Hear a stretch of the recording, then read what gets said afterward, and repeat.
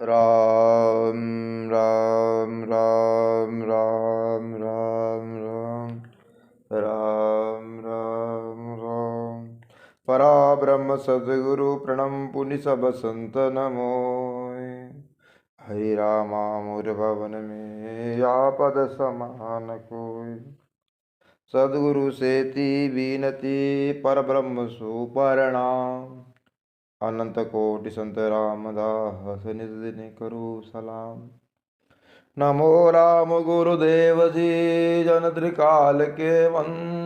विघ्न मंगल करण रामदास आनंद। गुरु गणपति और शारदा संत राम महाराज।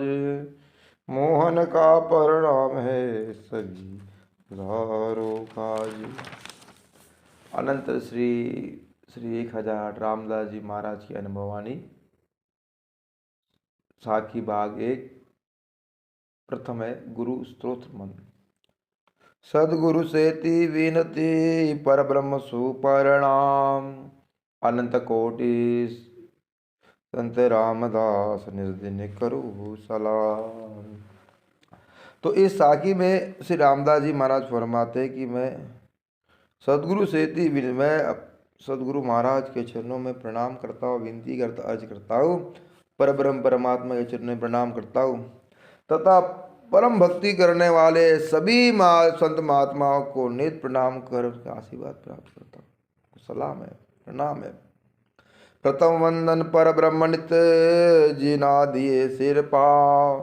द्वितीय वंदन गुरुदेव को दिए भगत के भाव। सदगुरु श्री रामदास जी में फरमाता है कि प्रथम वंदना धन्यवाद मैं परम परमात्मा को हमेशा देता रहूँगा जिन्होंने यह सुंदर मानव तन मुझे दिया। जब परमात्मा करुणा करते हैं, कृपा करते, तभी हमें ये मानव तन मिलता है जिससे हम अपना जन्म जन्म का काज पूरा कर सकते हैं। राम भजन कर अपनी 84 का फेरा काट सकते हैं, जन्म मरण का चक्कर मिटा सकते हैं। और जिसके लिए हमें सदगुरु की जरूरत होती है जो हमें सहज में निज भक्ति का भेद बता देते हैं। इसलिए मैं द्वितीय वंदन अपने गुरुदेव को करता हूँ जिन्होंने मुझे आवागमन मिटाने का मार्ग बताया, केवल की भक्ति बताई, अमर लोक जाने का मार्ग कृपा कर बताया, उसका भेद बताया। तृतीय वंदन दिन संत को सबके लागू पाए। पर ब्रह्म गुरु और संत को रामदास नित्य गाय। तृतीय वंदना किसी के दिन संत को रामदेव में फरमाते हैं मैं तृतीय वंदना सभी उन संतों की करता हूँ जिनके उनके पैर पड़ता हूँ जो राम नाम का भेद दे निज भक्ति में लगाते हैं। जो राम नाम की निज भक्ति है गुप्त भक्ति में लगाते। परमात्मा क्या लिखा, परम ब्रह्म गुरु और संत, यानी परमात्मा गुरुदेव और सभी केवली संत एक ही, तीनों एक स्वरूप है, इनमें भेद दृष्टि नहीं होनी चाहिए। और जो रखता है वो मूर्ख है, उसे निज भक्ति का भेद नहीं मिलता। मैं तो परमात्मा गुरुदेव और सभी संत महात्मा को नित वंदना करता हूँ, उनकी स्तुति करता हूँ। प्रथम वंदन गुरुदेव को जिना दिए तत् ज्ञान। द्वितीय वंदन पर ब्रह्म को अंतर प्रकटे आन। चौथी साखी क्या ली, प्रथम वंदन गुरुदेव की। अब इसमें प्रथम वंदन गुरुदेव की कहा है।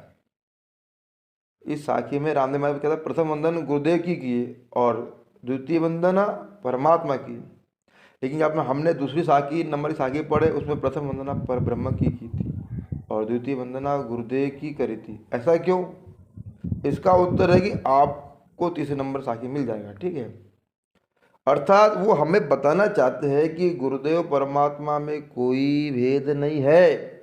गुरुदेव जी ने हमें जो तत्व ज्ञान दिया है, तत्व बोध करा है, सार और निज ज्ञान जो दिया है, जो ब्रह्म में मिलने वो गुप्त ज्ञान दिया है, इसलिए मैं प्रथम वंदना अपने गुरुदेव की करता हूँ और द्वितीय वंदना परमात्मा इसलिए करता हूँ जो गुरु महाराज जी की कृपा से उनके दिए हुए ज्ञान पर चलने से परमात्मा ने मुझ पर कृपा करी और मेरे हृदय में प्रकट हो गए।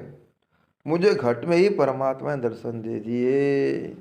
तृतीय वंदन सब संत को, तीनों ठोर लो मान।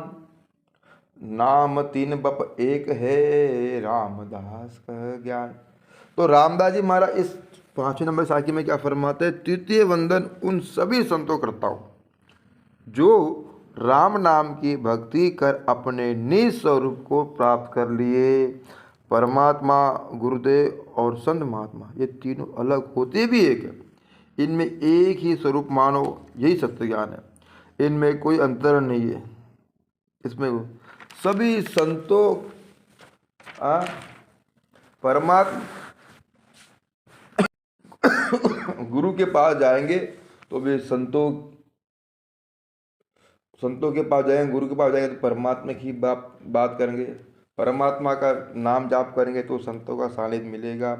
हम उनके प्रति भाव बढ़ेंगे, आदर सम्मान करेंगे, गुरु करना पड़ेगा। और तीनों एक ही स्वरूप है।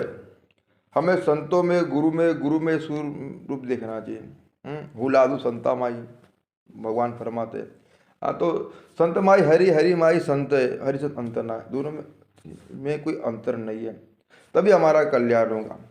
हम अगर भेद दृष्टि रखेंगे तो हमारा कल्याण होना बहुत मुश्किल है। नमस्कार ते रामदास, कर्म सभी कट जाए, जाए मिले पर ब्रह्म में आवागमन मिटा। इस साखी में रामदेव फरमाते हैं कि नमस्कार करने से बहुत लाभ होता है। हमारे सारे कर्म, जन्मों जन्म के कर्म कट जाते। नमस्कार, नम संधि विधान करो, नमस्कार, नम ईश्वर को नमस्कार, अतः परम पिता परमात्मा को हमारे बारंबार प्रणाम है। जब हम गुरु को, संतों को या अपने माता पर किसी सज्जन महापुरुष ईश्वर को देखकर नमस्कार करते, हाथ जोड़कर अपना सिर झुकाते, सच्चे मन से प्रणाम करते, तो उस महापुरुष, उन सज्जनों से जो आशीष हमें मिलता है, उससे हमारा जन्म जन्म का पाप कर्म नष्ट हो जाता है। जैसे सूरज के समक्ष खड़े रहने से हमारी जो ठंड है भाग जाती है, ठंडी का दिन है। तो ईश्वरी भान से जो ईश्वरी कृपा होती है, जो हमारे जन्मों जन्म कर्म है वो काटने में वो सक्षम होते हैं।